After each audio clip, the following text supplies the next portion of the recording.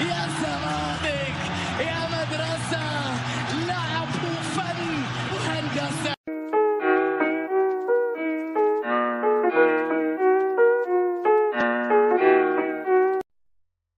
بسم الله الرحمن الرحيم. أهلا بكم في قناة الكرة الزمالك. فيديو النهاردة فيديو تحليلي لمباراة الزمالك ودريمز الغانية، المباراة التانية اللي اتلعبت في غانا النهاردة. ألف مبروك لفريق نادي الزمالك، مباراة عظيمة، مباراة قوية جدا، أدوا مباراة مثالية. استطاع الزمالك الفوز على دريمز الغاني 3-0. ألف مبروك لجماهير نادي الزمالك، ونبدأ على طول بتحليل المباراة. بدأ الزمالك المباراة بتشكيل مكون من محمد عواد في حراسة المرمى، في الناحية اليمين عمر جابر، في الناحية الشمال أحمد فتوح، قلبين الدفاع حسام عبد المجيد وحمزة المسلوسي. نص الملعب لعب بنبيل عماد دونجا، جنبه زياد كمال، قدامهم سامسون إيكونولا، وده مفاجأة إنه يلعب في مركز في 10. على الناحية اليمين أحمد مصطفى زيزو، على الناحية الشمال مصطفى شلبي، قدام راس حربة سيف الدين الجزيري. بدأ دريمز المباراة في حماس جديد، حماس شديد. الملعب ملان على آخره بالجماهير.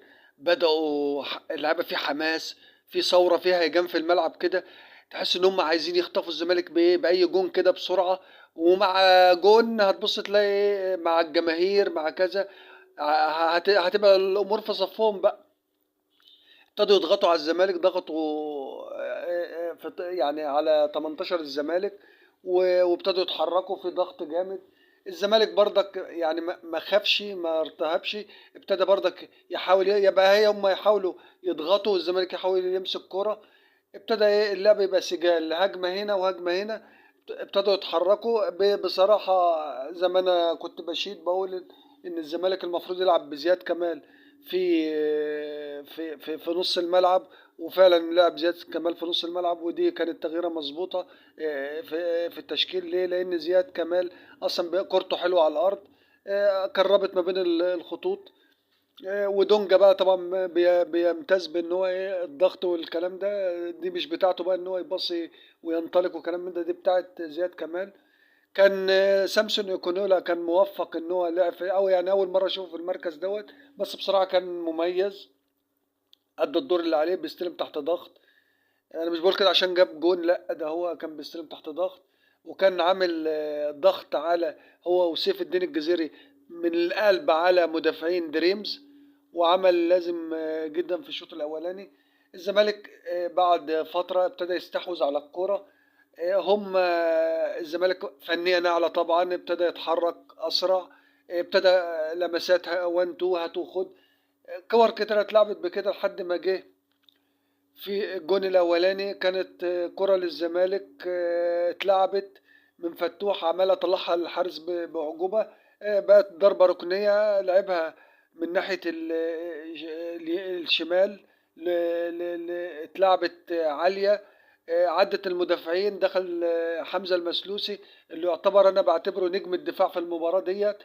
قابلها حمزة المسلوسي مباشر على الزاوية البعيدة، كانت ملعوبة على ما سقطت نزلت أرضي، هو دخل مع المدافع، حطها الهدف الأول لنادي الزمالك.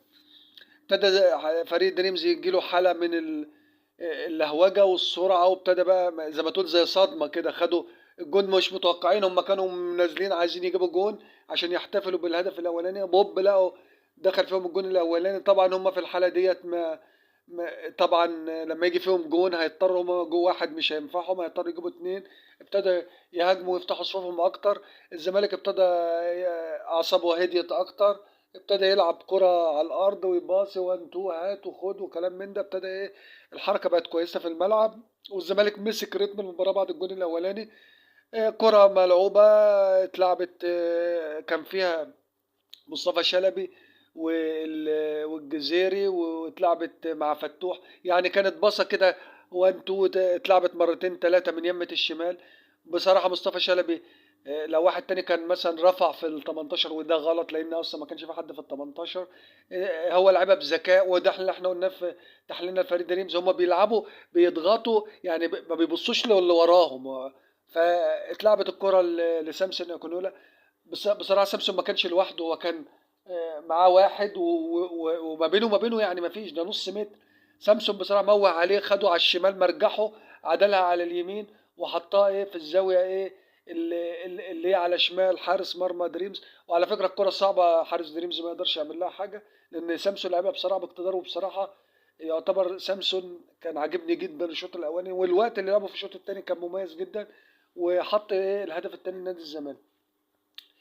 بعد الهدف ده ابتدى هيحصل بقى ايه ان فريق دريمز خلاص حالة صوران في الملعب، ابتدى يهيجوا في الملعب. الزمالك حصل له دروب بقى بعد الجون دوت. جون واثنين وثلاثة بصراحة بعد الجون ده وقبل الجون ده. عواد يعتبر نجم الشوط الأولاني، لأن بصراحة عشان الحق يقال هم جالهم فرصتين ثلاثة يعني جوان بصراحة. وبرضك انا عشان برضك انا ما بحبش يعني الكلام عن اخطاء اللاعبين، بس بصراحه انا حسام عبد المجيد ما عجبنيش النهارده خالص نهائي في الماتش. حسام عبد المجيد كان خايف وتحس انه متردد، وحركته بطيئه تقيله كده في الملعب مش عارف ليه، مع انه يعتبر من لعيبه الشباب اللي المفروض عنده باور، عنده سرعه، عنده خفيه في الحركه، بس هو كان بيتعدى منه بسهوله. وهو ما عجبنيش النهارده، بس مش اشكال بقى طالما النتيجه جت كده الحمد لله. وانتهى الشوط الاولاني بايه؟ بفوز الزمالك 2-0. بدأ الشوط التاني بقى مدرب دريمز اتحس ان هو ادى اللعيبه دش ساخن لفرقته في اوضه اللبس. نزلوا الملعب ابتدوا ايه في تركيز بقى، عايزين يعملوا اي حاجه، عايزين يجيبوا جون، هو جون عشان يقلصوا الفرق لجون. هو في الوقت ده كان محتاجين لازم يكسبوا ثلاثه، فهم يعني كانوا بيلعبوا على اساس يجيبوا جون كده في البدايه يربكوا بالصفوف، وبعدين بقى ممكن بعد كده ضربه جزاء، ممكن حاجه ما فيش مشكله. المهم ابتدوا يلعبوا اجريسيف قوي.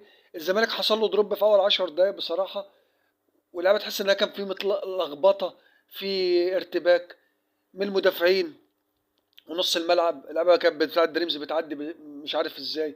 المهم ايه ابتدوا يتحركوا وجالهم كوره واتنين. هي مش فرص مؤكده قوي زي بتاعه الشوط الاولاني، بس جالهم يعني تعديات كتيره من جنب اليمين ومن جنب الشمال وشوط وكلام من ده. وبصراحه ايه عملوا ربكه لفريق الزمالك لحد ما الزمالك سرعان ما تمالك نفسه وابتدى ايه يمسك الملعب تاني. بعد 15 دقيقه ابتدى يظبط الاداء، وحصل تغيير بنزول محمد شحاته بدل زياد كمال في الشوط الثاني. وده كان تغيير موفق، مش لان زياد كان وحش، لا زياد اصيب في الشوط الاولاني وانا شفته كان مش عايز يخرج اصلا بره الماتش. والدكتور محمد اسامه كان بيقول له لا اطلع وكده، هو ما رضاش، بيقول له لا اكمل اكمل. ده كان في الشوط الاولاني، فهو تقريبا لقى ان هو يعني في مش هيقدر يكمل، فنزله في نزل محمد شحاته في بدايه الشوط الثاني، وبيلعب نفس واجبات زياد كمال. ابتدى يتحرك الزمالك بقى بعد ربع ساعه، وفي حركه ابتدوا يمسكوا نص الملعب تاني. في حركة كويسة، في توازن. ابتدى الزمالك ينقل كورة اتنين تلاتة لحد ما جه مصطفى شلبي، اتلعبت له الكورة كروس. هو كان منطلق من اليمة الشمال، بصراحة قطم بالكرة ودخل، خلى مدافع دريمز يعني ما يحاول ما يبعد عنه ما يلمسوش. وحتى مدافع دريمز رفع ايده، انا بعيد يعني، خاف من ضربة الجزاء. وبصراحة شلبي زق الكرة سنة، طلع الحارس بره المود، وراح حاططها له في نفس الزاوية اللي هي بصراحة جون التالت. وبالجون ده الزمالك قضى على جميع احلام فريق دريمز الغاني، خلاه خلاص هو بره الجيم. بعد الجون ده فريق دريمز بقى بره الجيم نهائي. الزمالك ابتدى يعمل تغييرات بقى تغييرات كلها تنشيطيه لراحه اللاعبين، لنفس جديد. نزل احمد حمدي، نزل ناصر منسي، نزل لعيبه كده، وابتدى طلع شلبي، يعني ابتدى يعمل تغييرات تنشيطيه. نزل سيد نيمار. كلها تغييرات مركز بمركز يعني، عشان تنشيط، بس عشان الناحيه البدنيه كانت في الزمالك نزلت شويه طبعا عشان الرطوبه عاليه في غانا. ابتدى الزمالك بقى يلعب نقلاته البسيطه. احمد حمدي بقى زي ما احنا قلنا ما عنده، رجله حلوه، بساطه حلوه، لمسته جميله. الزمالك كان عنده فرص يجيب جون كمان واتنين، بس هو الحمد لله الزمالك بكده كسب 3-0، وصل للمباراه النهائيه. وده درس لنادي الزمالك ان هو برضك الفريق هو فريق دانيمز الظاهر النهارده هي دي صورته الحقيقيه، لان الزمالك اعلى منه فنيا. ونقول الف مبروك لنادي الزمالك، وده تحليل بسيط للمباراه، والحمد لله، وبنشكر جماهير الزمالك ونشكركم، والسلام عليكم ورحمه الله وبركاته. سامح حسن.